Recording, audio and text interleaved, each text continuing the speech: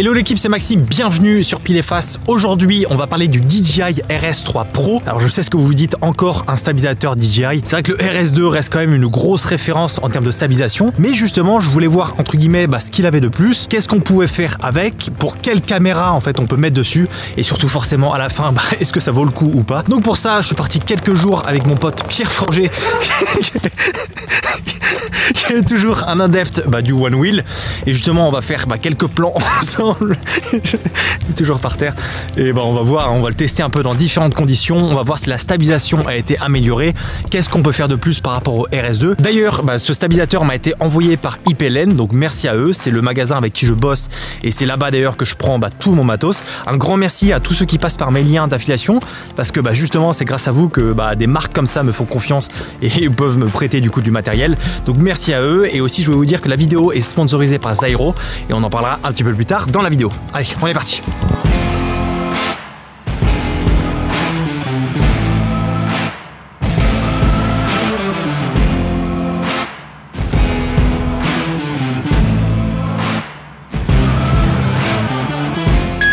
Ok, donc on va parler rapidement de la partie technique. Il faut savoir que ce RS3 Pro, c'est la suite logique du RS2.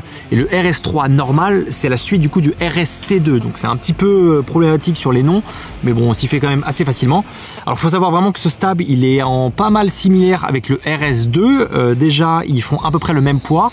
Celui-là fait 1,5 kg et le RS2 aussi, sauf que celui-là, mine de rien, il a des bras qui sont un peu plus grands. Après, l'avantage, c'est que lui, du coup, c'est en carbone, je crois, étendu, ce qui veut dire que du coup, les matériaux sont un poil plus légers, ce qui fait qu'on a à peu près le même poids. Ensuite, le RS2 et le RS3 Pro ont exactement la même capacité de charge qui est de 4,5 kg. Et ils ont aussi la même autonomie qui est à peu près de 12 heures en fonction de son utilisation. Donc sur le papier, mine de rien, c'est deux stabilisateurs qui se ressemblent pas mal, mais il y a quand même quelques petites différences et améliorations qu'ils ont fait sur le RS3 Pro.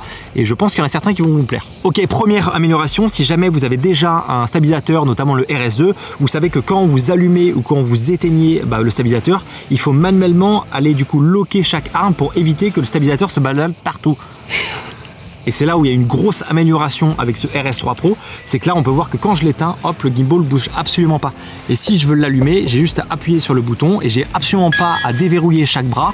Il va le faire automatiquement et ensuite hop, je suis prêt à shooter. Et ça clairement, ça permet d'être beaucoup plus réactif parce que maintenant, quand tu arrives sur ton shooting, tu as juste à déverrouiller ton stabilisateur et il va déverrouiller du coup chaque bras automatiquement et toi tu n'as absolument pas à le faire.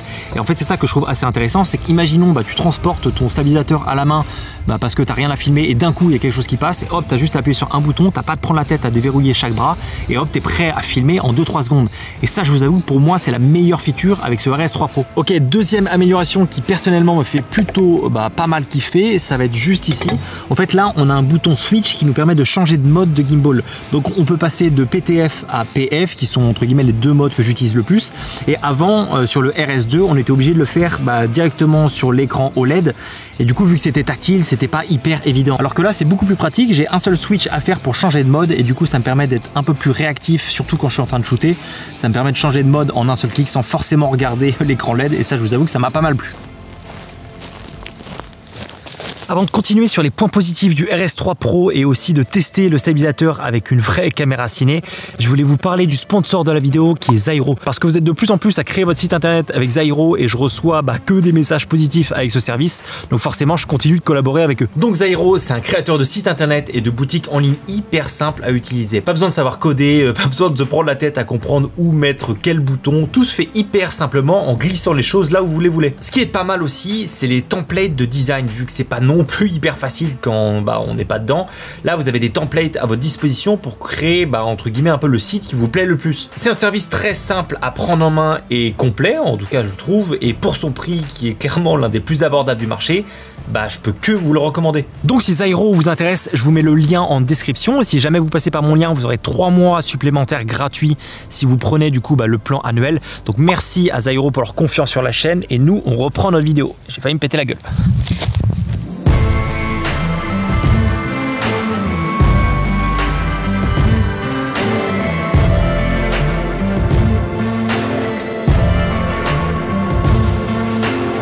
Ok, alors si on reprend un petit peu nos tips, une autre amélioration qui est plutôt assez intéressante, ça va être cette poignée là qui est juste au-dessus. En fait avec le RS2 classique, fallait acheter cette poignée séparément et même je crois pas que DJI la faisait directement, fallait passer par Small Rig, alors que là avec le DJI RS3 Pro, même la version basique, et ben ils ont inclus directement une poignée comme ça qu'on appelle un petit peu poignée mallette. Et en fait ce qui est assez pratique, c'est que ça va nous permettre de faire des plans notamment au sol et ben beaucoup plus facilement avec une poignée comme ça. Ça nous permet de porter le stab directement par-dessus sans forcément se casser le poignet si on la tenait avec la poignée on va dire classique. Et ce qui est plutôt sympa, c'est que du coup ça se visse et ça se dévisse en un clic, donc c'est assez simple à mettre et à enlever. Et ça je vous avoue que c'est un truc qui est plutôt pratique, et surtout que ça soit déjà inclus dans le pack de base. Moi ça me permet de faire des plans de manière un peu plus fluide, et même je trouve que c'est plus stable. Du coup le fait de le tenir par au-dessus, ça permet de stabiliser un peu mieux les plans, notamment les plans un peu ras du sol quand vous voulez filmer des pieds ou des choses comme ça. Aussi ce qui est intéressant, c'est que du coup on peut choisir un peu l'orientation de la poignée, où est-ce qu'on veut qu'on la mette, donc ça c'est plutôt pratique. En tout cas ça se fait assez bien, donc plutôt content qu'ils aient inclus ça directement dans le pack classique.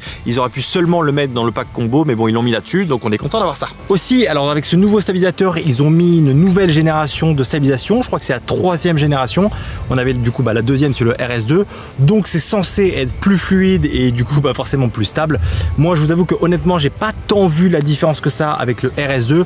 Faut aussi se dire que bon avec le RS2 ils avaient quand même fait un énorme taf sur la stabilisation, donc on n'avait pas besoin non plus, entre guillemets c'est plus compliqué d'aller au-dessus en termes de stabilisation, mais en tout cas c'est là. Par contre, fonctionnalité hyper intéressante, c'est qu'ils ont ajouté du coup un bouton rec. Bon, on l'avait déjà sur le RS2, mais du coup, il fallait brancher le RS2 à sa caméra pour lancer l'enregistrement directement avec son stab. Et là maintenant, ça fonctionne avec le Bluetooth, ce qui veut dire que vous avez juste à positionner votre caméra, à la paramétrer avec le stabilisateur. Et une fois que vous êtes prêt à filmer, vous appuyez sur le petit bouton rouge juste ici pour enregistrer. Et bim, du coup, l'enregistrement se fait. Et ça, je vous avoue que c'est hyper pratique parce que de temps en temps, avec mon RS2, j'ai tendance à essayer de chercher le bouton rec, ensuite de me repositionner pour ensuite faire mon plan, alors que là j'ai juste à positionner, faire mon petit mouvement un peu d'essai, j'appuie sur rec et bim, j'ai juste à partir. Donc entre guillemets c'est un peu un gain de temps, ça permet d'être plus facile, d'être plus réactif, et donc forcément c'est ce qu'on préfère. Bon ok, là on a vu que le stabilisateur fonctionnait plutôt bien avec un hybride classique, enfin un hybride classique. Moi là je l'ai mis avec mon Sony A7S III qui reste quand même un boîtier qui est plutôt léger, mais moi ce que j'aimerais bien voir c'est est-ce que ça fonctionne un peu mieux sur une plus grosse caméra, notamment une caméra ciné. Donc pour ça on va aller chez mon pote Hugo qui a une Red Raptor pour voir si ça fonctionne bien, mais avant ça on va finir la partie.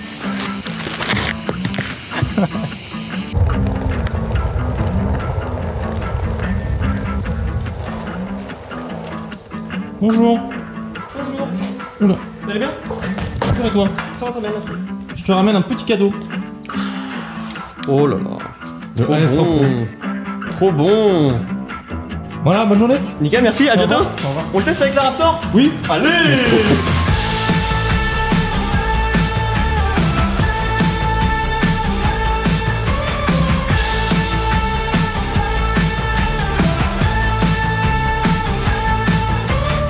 Bon Hugo, Ah, ça tourne. Okay. qu'est-ce que t'en as pensé alors de ce RS3 Pro? Bah, je vais te dire honnêtement ce que j'en ai pensé. Vas-y. Quand il est sorti, et je pense que tu étais d'accord avec moi, c'est que la différence avec le RS2 elle n'était pas flagrante. On s'est dit mais attends, pourquoi ils sortent un RS3 alors que le RS2 il est génial. On voit pas trop les améliorations et en fait il y a des trucs hyper intéressants du style les locks automatiques là. Ouais. C'est un gain de temps énorme quand même. C'est clair que ça j'ai bien kiffé. Des petits trucs qui facilitent la vie, c'est clair. Après il y a aussi le fait que bon, on n'est pas avec une Raptor, c'est vrai que c'est pas comme un DSLR, on est sur quelque chose de plus lourd. Il y a des mauvais points, il y a des points un peu négatifs que j'ai trouvé dessus. Ouais, parce que c'est ça, de base, toi, tu avais essayé la Raptor, ta Red Raptor sur un RS2, ça passait pas parce que les bras étaient pas assez longs. Donc là, entre guillemets, ça passe. Là, ça passe. Mais là, ça passe avec un objectif photo, avec un objectif comme ça, qui fait 900 grammes. Est-ce que toi, du coup, dans l'utilisation que tu as actuellement, est-ce que tu pourrais te servir du RS3 Pro? Est-ce que tu verrais un intérêt?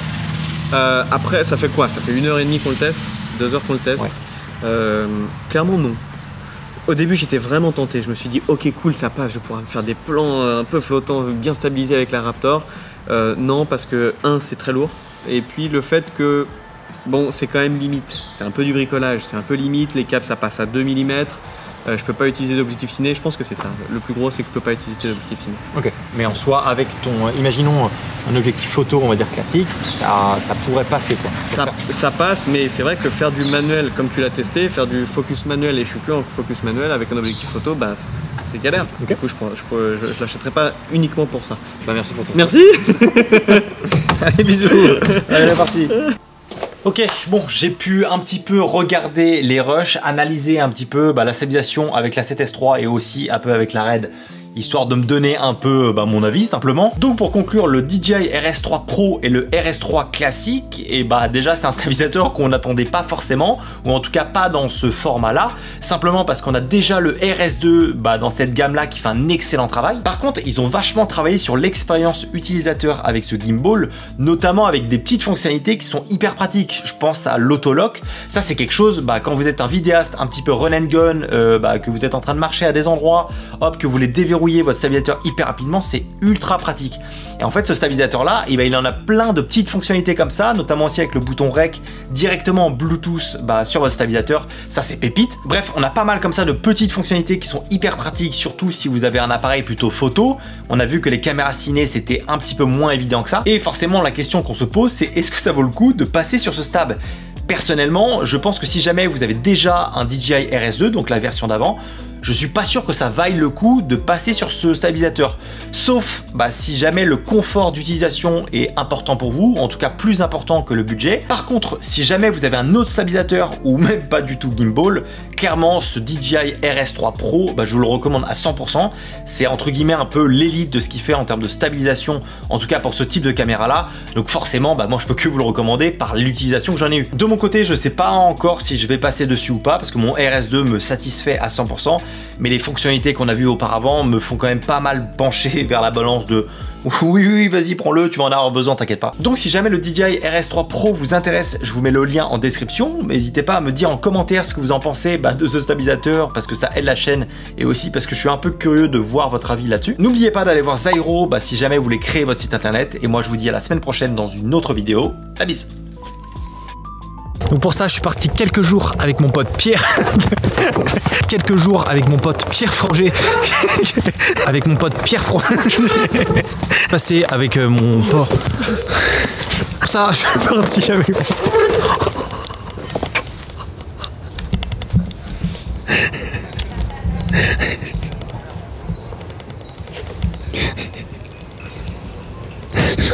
Ouais, gros, t'as dû te tuer, non? Non, ça va.